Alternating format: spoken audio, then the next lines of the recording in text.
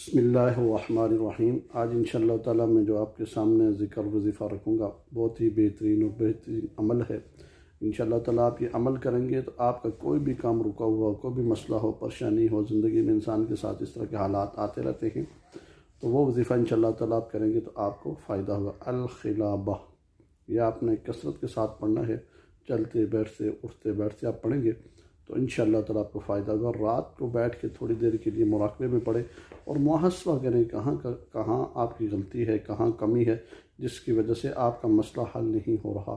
जिस वक्त आप अपना मुराक़बा मुहस्सा करेंगे तो मुहस्से में कुछ चीज़ें ज़ाहिर हो जाएंगी, तो उसको भी दूर करें।